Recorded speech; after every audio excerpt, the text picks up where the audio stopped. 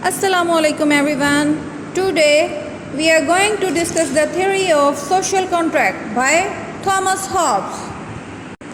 Thomas Hobbes was a British political thinker and a materialist. He was born in Westport, England in 1588. He was a man of a wealthy and respected family. He was a British philosopher and scientist, but famous for his political philosophy. He was appointed as a teacher of William Cavendish. He toured many countries and he met Galileo and Mercer. Hobbes was the first thinker who presented an organized theory of state, keeping in view human nature. जब भी हम social contract की बात करते हैं तो सबसे पहले जो हमारे जहन में नाम आता है वो हॉब्स का ही है। हॉब्स पहला फिलोसोफर था जिसने स्टेट को गैर महदूद इख्तियारात के नज़रिया को वाज़ेह तरीन और साइंसी अंदाज में पेश किया। अगरचे इसका थोड़ा बहुत जिक्र इससे पहले मुफक्किरीन जिनमें मैकियावेली और जैन बोडेन का नाम आता है ने किया है, लेकिन ये एजाज़ सिर्फ हॉब्स को हासिल है कि इसने इस नज़रिए को कतई शक्ल देकर जदीद दौर के लिए काबिल कबूल बनाया। Hobbes wrote several books on political philosophy which give his theories. The name of these books are De Corpore Politico and Leviathan. The most famous book of Hobbes is Leviathan, in which he has thrown light on sovereignty, sources of state and interference of religious institutions in the matter of state.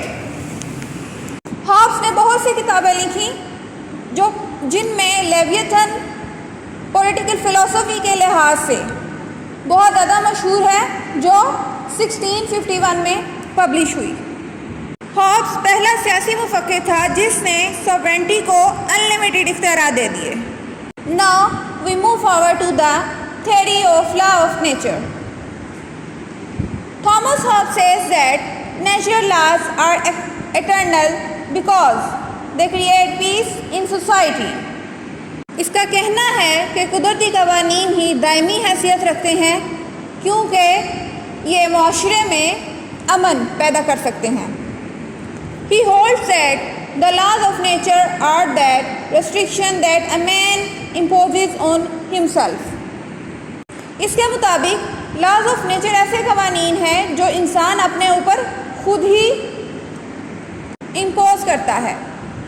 He believes that obedience of human law is only way to protect man from his own natural selfishness and brutality. Hobbes के ख्याल में इंसान फितरी तौर पर खुदगर्ज, जालिम और वहशत व बर्बरियत का शिकार होता है, तो ख़ुद को इन चीज़ों से महफूज रखने के लिए और बचाने के लिए वो एक कानून बनाता है जिसे हॉब्स लॉ ऑफ नेचर या फितरी कानून का नाम देता है। Strong government is necessary to keep people in life. Hobbes मुतलकुल अनानियत हुकूमत को पसंद करता है। फ़र्द वाहिद की हुकूमत जैसे बादशाहत या आमरीत, जिसमें तमाम इख्तियारात किसी फ़र्द वाहिद के पास होते हैं और वो किसी को आगे जवाबदेह नहीं है और सब उसको जवाबदेह हैं, according to Hobbes law of nature. Now here is social contract theory of Thomas Hobbes. Hobbes social contract is unilateral contract in which a few people choose a few ones who among themselves gave sovereignty to one person. According to Hobbes, जब रियासत की तश्कील हुई तो रियासत के चंद दानिश्वरों ने गौर व फिक्र करना शुरू किया कि कैसे रियासत में अमन व अमान कायम रह सकता है और फसादात से बचा जा सकता है। चुनांचे अमन व अमान कायम रखने के लिए ये तय पाया कि माशरे में से चंद ऐसे अफराद को मुंतखब कर लिया जाए और उन पर ज़िम्मेदारी डाल दी जाए कि रियासत में अमन व अमान कायम किया जाए।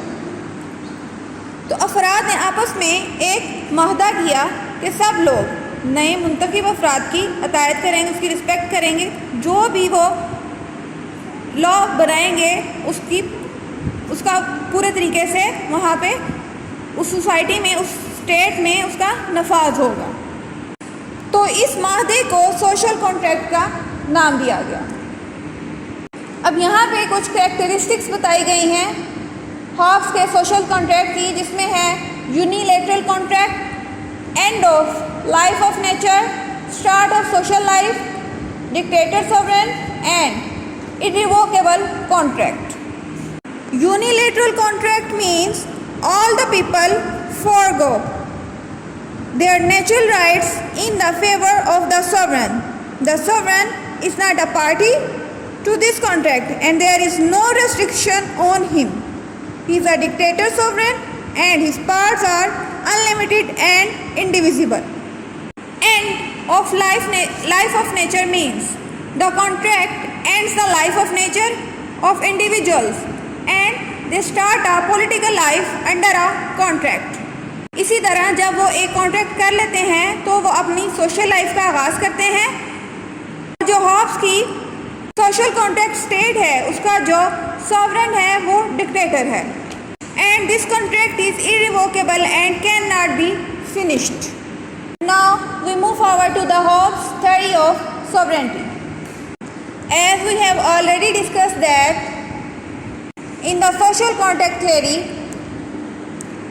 that the sovereign of Hobbes state is dictator and he has many rights like no limitations on power of sovereign.